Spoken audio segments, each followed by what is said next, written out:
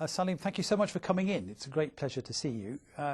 You've been running the climate change programme at the International Institute for Environment and Development for many years, and you've established a big international reputation both for yourself and for the Institute through that work. But I think you're moving, aren't you? Well, yes, it's coming up to 10 years at IIED in London, and I figured it's time for a change of pace. So I'm planning to relocate back to Bangladesh, where I come from originally. And with IIED's involvement, we're putting up a joint venture, new international center for climate change and development, which will be based at a university in Bangladesh, but it will be an international center, basically to focus on capacity building and training for students. We'll run a master's degree program and also short courses for different groups of people from developing countries on climate change and development. And with the research program as well? We hope to add a research program as well with it, but the main focus initially will be on training and capacity building. Bangladesh has stood on the edge of the precipice, if you like, because it has the history and it is one of the most vulnerable countries in the world, and that gives impetus to the political project and to the consensus building nationally. When you look at the other countries you might work in with your new institute, and when you're training these students who will then presumably go back to be the movers and shakers on climate change policy making in their own countries, do you think that is going to be a typical situation that developing countries face? I think sooner or later it will be, but countries move at different paces. Over the last few years, I've been spending a lot of time in the least developed countries, mainly in sub-Saharan Africa, but also in Asia as well. And I would say that in the last year, I think we've reached a tipping point, and particularly before and after Copenhagen. For one reason is that so many heads of state went to Copenhagen. They may not have done much there while they were there, but they all came back totally taken with the issue of climate change and realizing that was a big issue. They had to do something about it, and getting their own bureaucracies and governments asking the right questions and moving forward.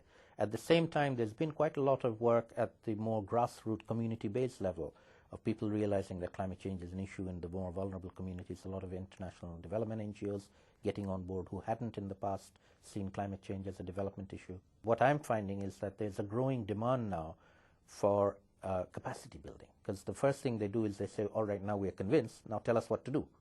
And we really don't have good answers for all of them, except to say, build up your own national capabilities to be able to answer the questions at the national level.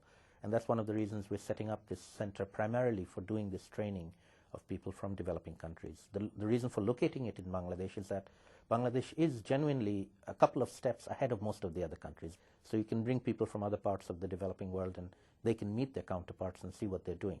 May not have all the answers, but at least they're addressing the questions. One of the things that the scientists are always telling us is that unless we start very, very quickly to reduce carbon emissions globally, the cuts required later would be almost unmanageable, and that we therefore become inevitably in the position where a 4-degree warming can't be avoided.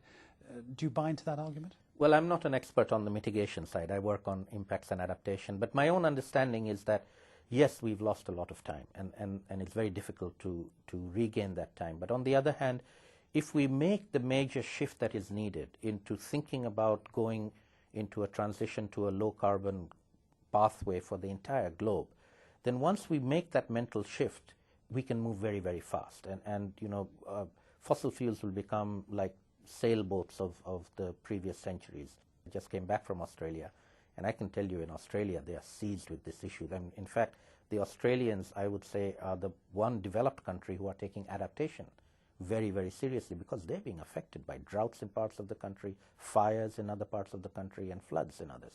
And they realize that they are very, very vulnerable to the impacts. The point about these big technological changes, of course, is that they also provide big opportunities for countries and for economies. And what I fear is that the rich countries will innovate very fast and then move the production frontier to a different place, where countries that in the past could have found their niche on the global competitiveness ladder will suddenly find themselves kicked off the ladder and into the dust at the bottom. So you have to innovate in order to seize these opportunities, don't you? Absolutely. But I think, in my view, I think these innovations will happen, but I don't necessarily think that the developed countries have a monopoly or an advantage there. I think the developing countries, if they think about it, can leapfrog. They can be the leaders of the future. And in my view, I think the Chinese are already thinking about that. The Chinese may be, balking at trying to reduce their emissions because they want to use their coal, but they are preparing for the non-fossil fuel future. They are investing heavily in renewables and technologies of the future. And one day along the way, they're going to say, all right, we're ready to switch everything off and move to the non-fossil fuel era. Are you ready to do it as well? But now this is a very interesting challenge for those of us who work on North-South relations and on networking across the South. How can Bangladesh, how can countries in Africa benefit from that Chinese experience? And what kind of intermediation is needed to make technological developments in developing countries available on a South-South basis? Well, I think that's a big challenge because we don't have good structures for South-South cooperation, particularly across the three continents of Asia, Africa, and Latin America. Most of us who come from those parts of the world network in the West or in the North. We come to Europe, London, Brussels, or Washington to meet counterparts from the other southern continents. We don't have good structures for doing that. Having said that, I think that we're getting better and we can do that much more effectively in future.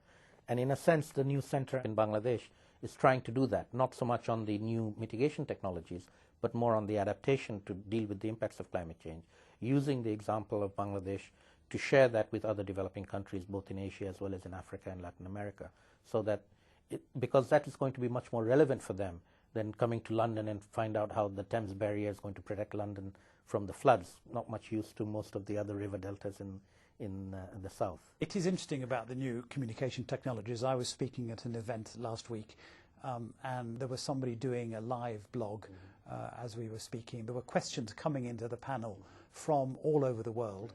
And one of the topics we were talking about was famine early warning. In the old days, there would be a very large bureaucracy concerned with famine early warning. Now you get a text from the famine zone telling you what's going on. And I can imagine that in this business of international networking, the internet is going to make a huge difference. It makes a huge difference, and it's doing so already. Some of the work that we do is on community-based adaptation in some of the developing countries, and use of video and internet now has become so widespread. It's becoming even more and more so as we speak. Use of mobile telephones in Africa and in the South in general. It's enormous, and these are new means of communication and means of empowering people to do things and make decisions on their own.